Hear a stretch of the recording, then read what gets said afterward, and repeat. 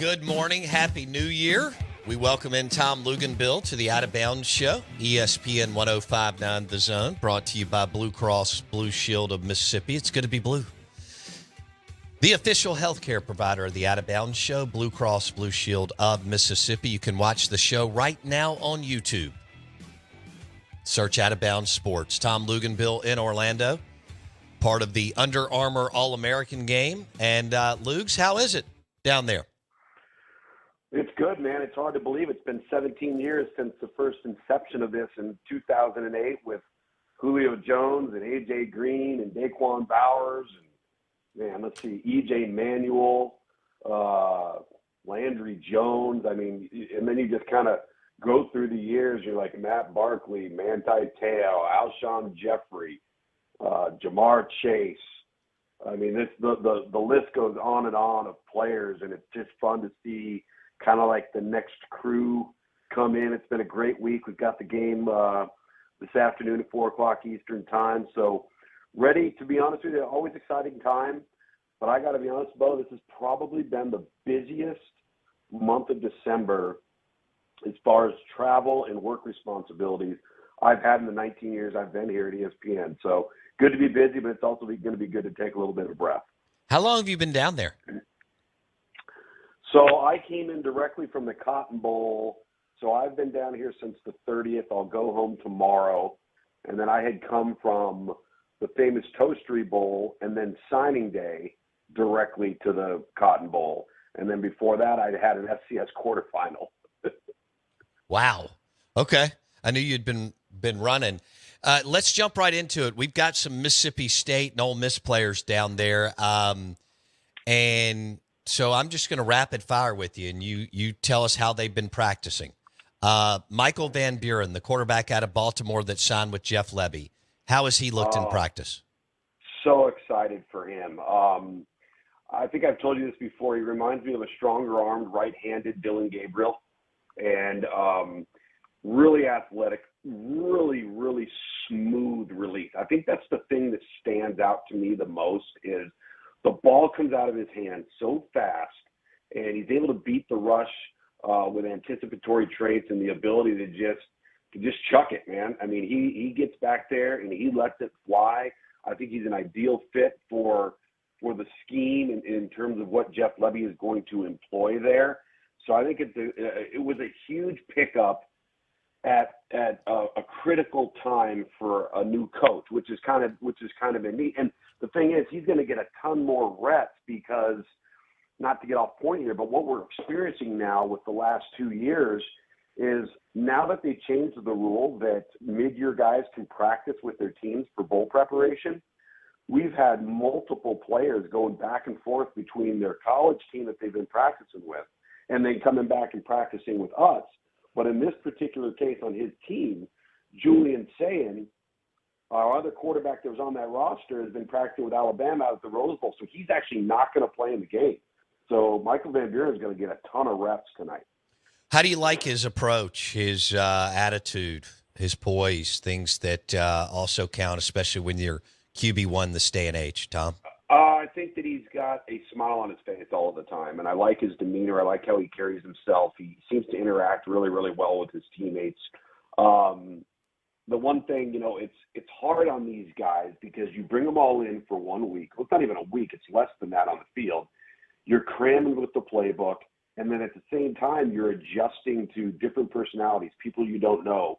And the speed of the game is ramped up so significantly from their normal high school experience that it takes a day or two for everybody to kind of get into rhythm and kind of get a feel for themselves to where they're not thinking and they're playing fast. And so yesterday's practice is always probably my favorite practice because it's the practice where the players feel the most comfortable because they've been ingrained in it for a few days. They know the system, they know the schedule, they know what's expected of them.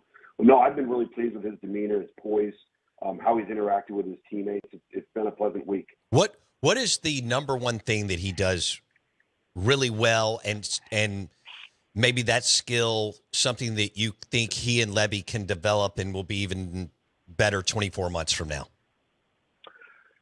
He has the ability to change arm angles and get the ball out of his hand quickly to help protect him versus pass rush. And then his initial suddenness, if he's under duress or he's getting rushed and he's got to evade, he's got to escape the pocket, that first initial jolt is really sudden. He's twitchy. So as an athlete, if he's got to buy time and he's got to get out of trouble, he's going to be able to do that, which is going to lead to the avoidance of negative plays. Throws really well on the run, really well on the move.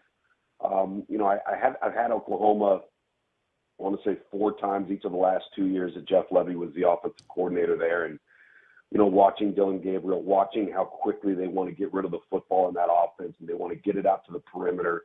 They don't want to take sacks. They don't want to take negative plays. And a lot of that is on the quarterback. You've got to get the ball out of your hand. And I think that's really one of his strongest traits is there's some guys that have a bit of a longer, maybe more deliberate delivery. Maybe they can't change arm angles and things need to be a little bit more perfect around them for them to be at their best.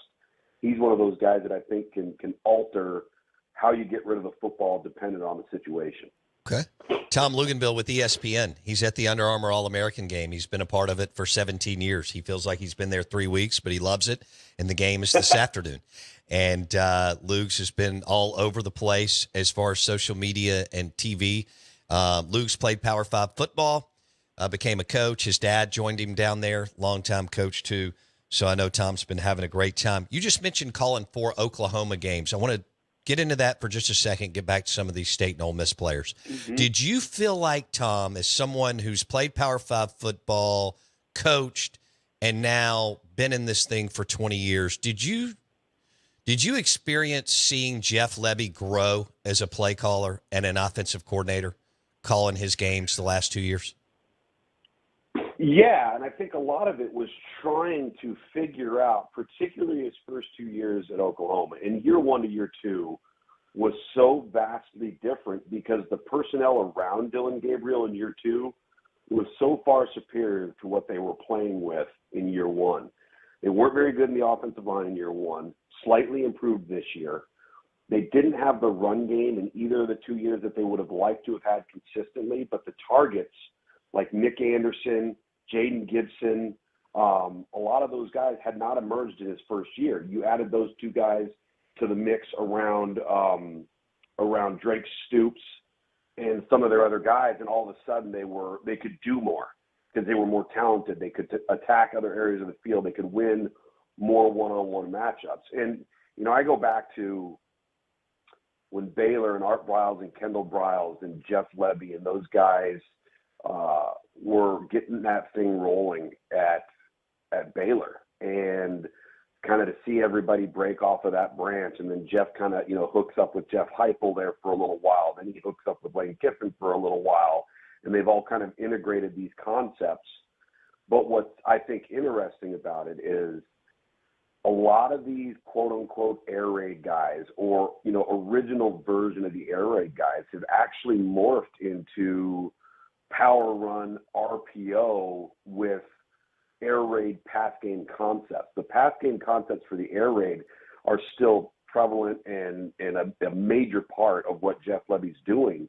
But when you really look at what they want to do, they want to be a inside and outside zone and a guard tackle or guard H-back counter team. And then all the play action, all the screen stuff comes off of that. And that's kind of the goal of the offense. It's kind of like the new iteration of the air raid plus a run game that takes priority. So I think with anything, he's gonna at Mississippi State. The first part of what he's got to do is evaluate what do they have, what are the pieces of the puzzle. You're going to get into the winter conditioning program, so you're going to be dealing with your strength and conditioning folks, and you're going to be figuring out, all right, who are our workers, who are our guys that are on time, who are the guys that we can depend on, who is the staff telling us, hey, you might have something here, and we need to get this guy ingrained because he's shown some traits in our weight room and this and that lead to winning football. And then you get into spring football and you start to figure out where are the pieces of the puzzle at, where are we deficient, where do we have a strength, how do we lean on that strength? If we are deficient, how do we stay away from it and still run still be able to succeed offensively? And then you go from year 1 to year 2, and it's just such a different animal to attack, Bo, because you're not scrambling, swimming, trying to figure out all the ins and outs of everything. You're systems in place. You know your kids. You're now managing the roster better. It's just an entirely different ball of wax when you go from year one to year two. That was strong. Tom Luginbill with ESPN. He's on the Farm Bureau Insurance guest line. He's down in Orlando for the Under Armour All-American game. We have several players down there, including Michael Van Buren, in which Tom laid out how he has looked the last few days and did it really well. Let's go with Cam Franklin. All right. He signed with Ole Miss, defensive lineman. What is your evaluation and takeaway from Cam Franklin the last few days in practice?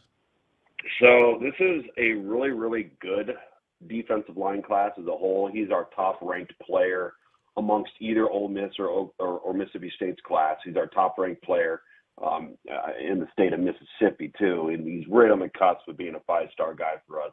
And he's played like one, very active, very explosive in his first step get off. I think, the one thing that, and I always guard against falling into this trap, but it does help that this is a padded event, unlike, camps and combines in the spring and summer.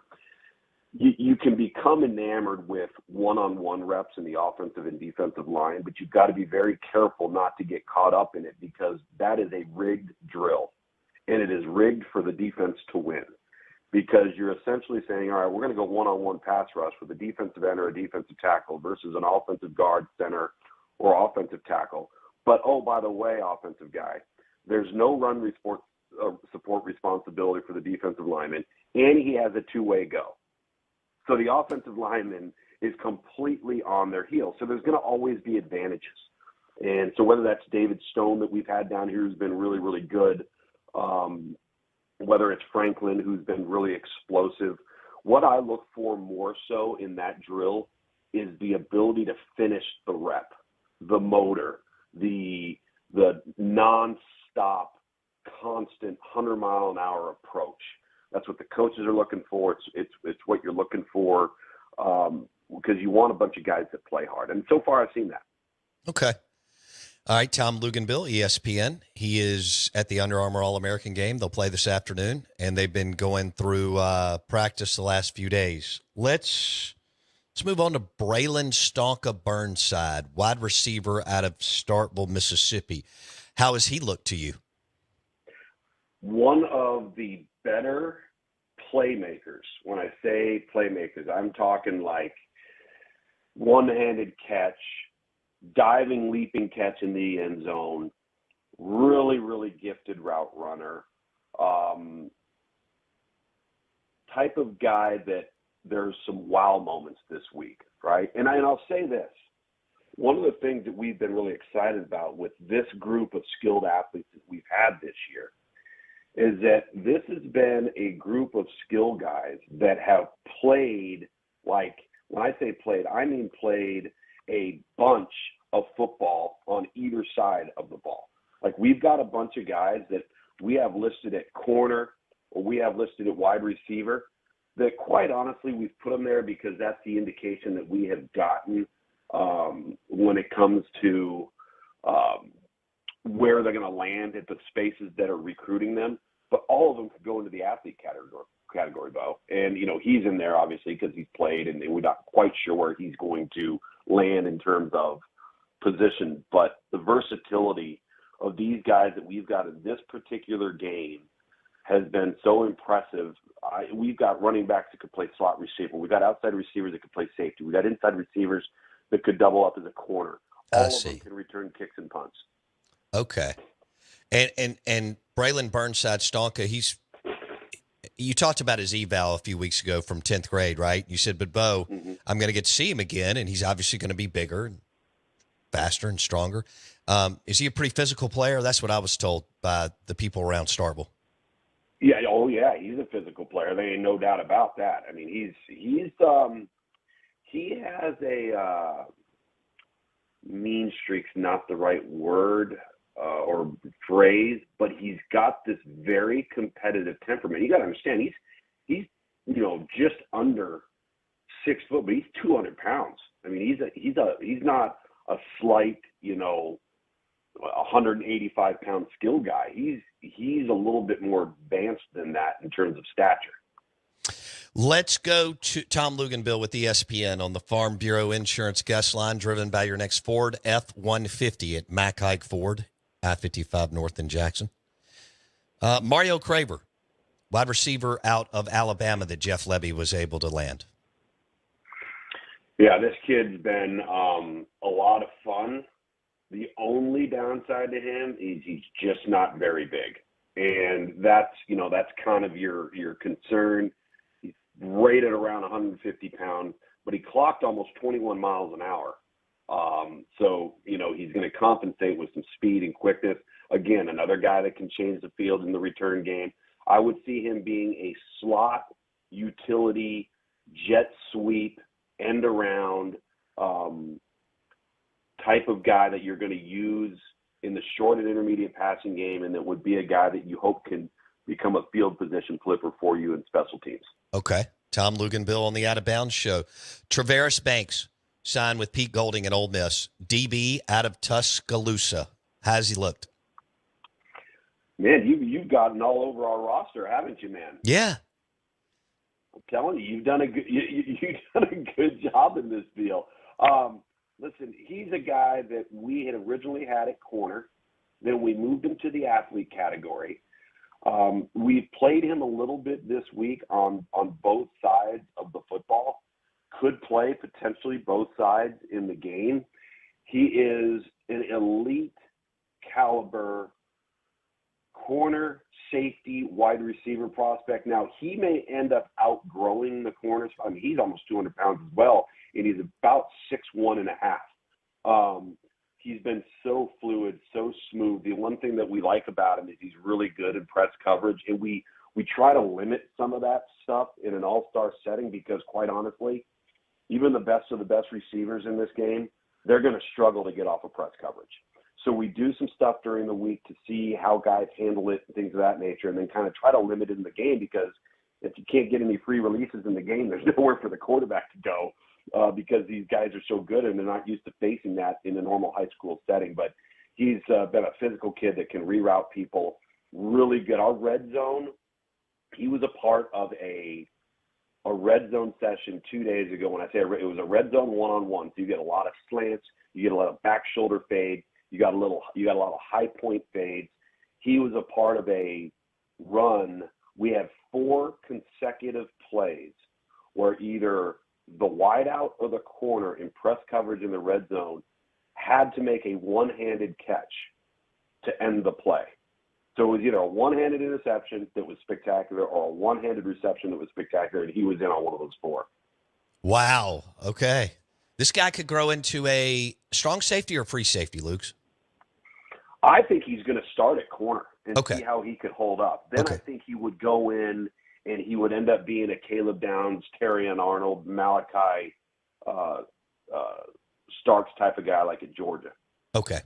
Tom Luginbill, ESPN. He's live from the Under Armour All-American game in Orlando. You can watch it this afternoon. Stonka, Cam, Michael Van Buren, and the group. He joins us on the Farm Bureau Insurance guest line. Lugs, I want to switch gears real quick, talk Michigan-Bama. I'd just like to get your takeaway. Mine was that for years I've run my mouth on this show and said you have to play out of your mind to beat the Alabama Crimson Tide. Yeah. And the one thing that I thought, but you see more than I do, is that Michigan didn't play out of their mind. In fact, Michigan gifted them a couple of turnovers on their side of the 50. And I thought Michigan played well. But this is just a little bit different Alabama team. Harbaugh and his staff did a great job. I give Michigan all the credit in the world. But usually if you give them those kind of turnovers, they beat you and then they impose their will. It should have been 21-6 Michigan. What did you see, Tom? Yeah, listen, I think for every mistake that Michigan made that was a turnover-related or kicking game-related mistake, Alabama made similar mistakes, only it was within their offensive line. I thought they physically got whooped all day long. I really did. I thought that there were so many third and long opportunities for Alabama's offense until they got into the second half, and then they kind of settled down and made some adjustments and were able to control the line of scrimmage a little bit more. But Alabama made their fair share of mistakes too. They just didn't result in devastating, turnovers. And my takeaway overall was, well, first of all, in the first quarter, I was stunned that Michigan even attempted to throw the football. They had Alabama on their heels against the ropes by running it right down their throat. Mm-hmm. And then for some odd reason, they would come up and decide, well, we're going to throw it here. Why? Right. Why? Right. Right? And then some of those throws would be errant throws, and you'd lose your rhythm, and it's like, just line up and run it. This is Alabama's worst nightmare. It was the one thing they knew that they could not allow happen, and that was to get the ball run on them. And I thought Michigan early let them off the hook. Then Alabama settled down, things of that nature. But listen, when you get to, I was down at the Cotton Bowl with Ohio State in Missouri, and was spending some time with Urban Meyer, and we were just kind of chatting at the type of team that you got to have when you get to this point. And he made it a point to, he goes, look at the Rose Bowl. He goes, just block out everything else and just watch the offensive and defensive line for both teams. And as you watch that unfold, it's going to tell you who's going to win. And it's so true, especially this time of year. And I thought Michigan had an unbelievable plan on not only how to pressure Jalen Milroe, yes, but they had what I call run-fit blitzes, where they knew it could potentially be a run. So when they were going to bring pressure, they made sure that they had their inside gaps covered down. And I thought they confused Alabama in the offensive line, and I thought there were other times where physically they just beat them. Now, there has been a lot made of the last play call, okay? And if I was going to give what I think is a fair critique that is legitimate, you can't be the University of Alabama and have such poor execution all night long at the center position and expect to beat somebody that's any good. Right. So when you're dribbling the ball back there, you're high pointing the ball back there, the ball's going to the right hip or the left hip right about mid-thigh of the quarterback. The number one thing that does is it takes the quarterback's eyes away from what he's supposed to be looking at. So they ran the flare to the back to the field side. And then up front, they pulled guard, and it was supposed to either be you toss it to the flare or they're going to pull and kick out, and you essentially run zone G scheme. And if you look at it from the sky cam, if you look at it from the end zone, if that is a legitimate snap, he's able to key the middle linebacker to see if he vacates and flares to the back, which he was late to do, and if he does and he flushes and he runs out of there, you take it right up, you follow that pulling guard, and if you look at the left side of the line of scrimmage, it's wide open. But the ball goes to the ground, so he never has the opportunity to make the right read. That's right. If he'd have cut left or gone left, you nailed it. Lugs, that was fantastic. Thank you. I know you're busy down there at the Under Armour All-American game, and I know you're ready to get back to Charlotte. We look forward to catching up next week, and I know y'all are excited about a big game today. Absolutely. Thanks, man. Appreciate you having me as always. See you, dude. Tom Luginbill on the Out of Bounds Show, driven by your next Ford F-150 at Mack Hike Ford, I-55 North in Jackson. Want to say good morning, welcome in. Happy New Year to you. We're glad to be getting into the routine here on the Out of Bounds Show. I'm your host, Bo Bounds.